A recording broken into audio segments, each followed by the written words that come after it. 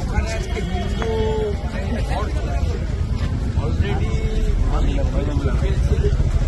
হাজার হাজার মানুষ দলমগ্ন এসেছে, সাধু সন্ত মঠ মন্দির সমাজ সবাই ওখানে আমরা ওখানে যা বলার বলবো এবং আমরা প্রশাসন নিয়ে এগোবো।